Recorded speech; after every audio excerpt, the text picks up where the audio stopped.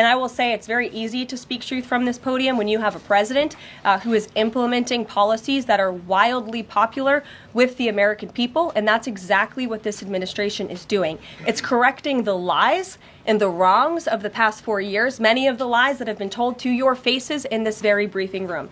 I will not do that. But since you brought up Truth Seek, I would like to point out, while I vow to provide the truth from this podium, we ask that all of you in this room hold yourselves to that same standard. We know for a fact there have been lies that have been pushed by many legacy media outlets in this country about this president, about his family, and we will not accept that. We will call you out when we feel that your reporting is wrong or there is misinformation about this White House. So yes, I will hold myself to the truth, and I expect everyone in this room to do the same. One, on the freeze in federal funding, who advised the president on the legality of telling government agencies that they don't have to spend money that was already appropriated by Congress? Well, as the OMB memo states, this is certainly within the confines of the law. So White House counsel's office believes that this is within the president's power to do it, and therefore he's doing it. Okay, so they disagree with lawmakers who say that they don't have the power to freeze this funding. Again, I would point you to the language in the memo that clearly states this is within the law. And all that happened on Friday night. The administration fired several inspectors general without giving Congress the 30-day legally required notification that they were being fired. I think only 2 were left at DHS and the DOJ. And then yesterday we saw several prosecutors, I believe 12, fired from the Justice Department who worked on the investigations into the president. As you know, they are career prosecutors, therefore they are afforded civil service protections. How is the administration deciding which laws to follow and which ones to ignore? So it is the belief of this White House and the White House counsel's office that the president was within his executive authority to do that. He is the executive of the executive branch, and therefore he has the power to fire anyone within the executive branch that he wishes to. There's also a case that went before the Supreme Court in 2020, Scala Law LLC versus the Customs,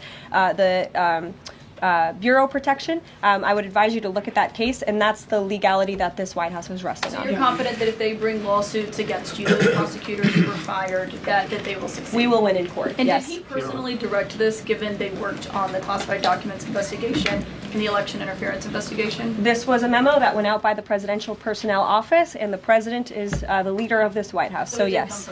Yes. Caroline. When you're up here in this briefing room speaking to the American public, do you view yourself and your role as speaking on, advocating on behalf of the president, or providing the unvarnished truth that is, not to lie, not to obfuscate to the American people? I commit to telling the truth from this podium every single day. I commit to speaking on behalf of the President of the United States. That is my job. And I will say it's very easy to speak truth from this podium when you have a president who is implementing policies that are wildly popular with the American people, and that's exactly what this administration is doing. It's correcting the lies and the wrongs of the past 4 years, many of the lies that have been told to your faces in this very briefing room.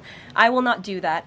But since you brought up Truth Seek, I would like to point out, while I vow to provide the truth from this podium, we ask that all of you in this room hold yourselves to that same standard. We know for a fact there have been lies that have been pushed by many legacy media outlets in this country about this president, about his family, and we will not accept that. We will call you out when we feel that your reporting is wrong or there is misinformation about this White House. So yes, I will hold myself to the truth, and I expect everyone in this room to do the same. And Caroline, just on a substantive question, yesterday the White House Office of Management and Budget directed across the board freeze, with some exceptions for individual assistance, we understand, to federal grants. It's caused a lot of confusion around the country among Head Start providers, among providers services to homeless veterans, Medicaid providers, states saying they're having trouble accessing the portal. Could you help us clear up some of the confusion, give some certainty to folks? And also, is that uncertainty, how does that uncertainty service the president's voters? Well, I think there's only uncertainty in this room amongst the media. There's no uncertainty in this building. So let me provide the certainty and the clarity that all of you need. This is not a blanket pause on federal assistance and grant programs from the Trump administration. Individual assistance, that includes, I'm not naming everything that's included, but just to give you a few examples, Social Security benefits, Medicare benefits, food stamps, welfare benefits, assistance that is going directly to individuals will not be impacted by this pause. And I want to make that very clear to any Americans who are watching at home who may be a little bit confused about some of the media reporting. This administration, if you are receiving individual assistance from the federal government, you will still continue to receive that. However, it is the responsibility of this president and this administration to be good stewards of taxpayer dollars. That is something that President Trump campaigned on. That's why he has launched DOGE, the Department of Government Efficiency, who is working alongside OMB. And that's why OMB sent out this memo last night, because the president signed an executive order directing OMB to do just this. And the reason for this is to ensure that every penny that is going out the door is not conflicting with the executive orders and actions that this president has taken. So what does this pause mean? It means no more funding for illegal DEI programs. It means no more funding for the Green New scam that has cost American taxpayers tens of billions of dollars. It means no more funding for transgenderism and wokeness across our federal bureaucracy and agencies. No more funding for Green New Deal social engineering policies. Again, people who are receiving individual assistance, you will continue to receive that. And President Trump is looking out for you by issuing this pause because he is being good steward of your taxpayer dollars. Thanks, Caroline. Sure. How long is this pause going to last, and how is the Trump administration recommending that organizations that rely on federal funding make payroll, pay their rent in the meantime? It is a temporary pause, and the Office of Management and Budget is reviewing the federal funding that has been going out the door. Again, not for individual assistance, but for all of these other programs that I mentioned. I also spoke with the incoming director of OMB this morning, and he told me to tell all of you that the line to his office is open for other federal government agencies across the board, and if they feel that programs are necessary and in line with the president's agenda, then the Office of Management and Budget will review those policies. I think this is a very responsible measure. Again, the past 4 years, we've seen the Biden administration spend money like drunken sailors. It's a big reason we've had an inflation crisis in this country, and it's incumbent upon this administration to make sure, again, that every penny is being accounted for honestly. Why impose this pause with so little notice? Why not give organizations more time to plan for the fact that they are about to lose, in some cases, really crucial federal funding, at least for a period of time? There was notice. It was the executive order that the president signed. There's also a freeze on hiring, as you know, a regulatory freeze, and there's also a freeze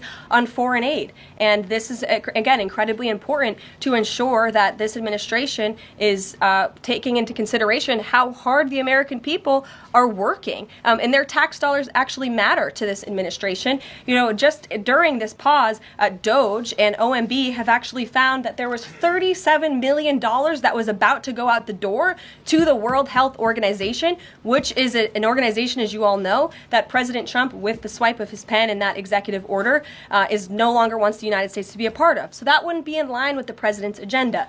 DOGE and OMB also found that there was about to be 50 million taxpayer dollars that went out the door to fund condoms in Gaza. That is a preposterous waste of taxpayer money. So that's what this pause is focused on, being good stewards of tax dollars. And so this doesn't Jennifer. affect Meals on Wheels or Head Start or disaster aid? Again, it does not affect individual assistance that's going to Americans. To follow up on Nancy, do you think there will be a list of who is affected and how much money is affected? How will these contractors and organizations know if they are actually having their funding frozen?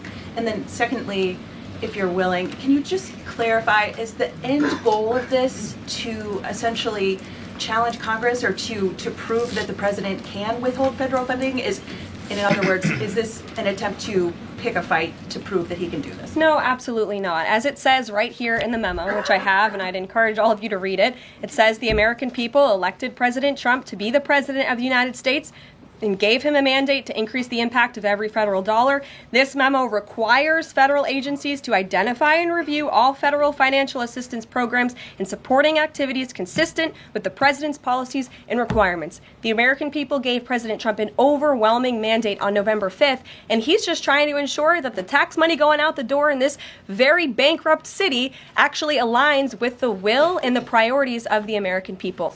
Brian Glenn. Yes. Welcome. You look great. You're doing a great job. Thank you talked you. about transparency.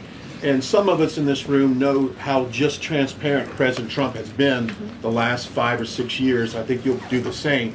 My question is, do you think this latest incident with the president of Colombia is indicative of the global, powerful respect they have for President Trump moving forward, not only to engage in economic diplomacy with these countries, but also world peace?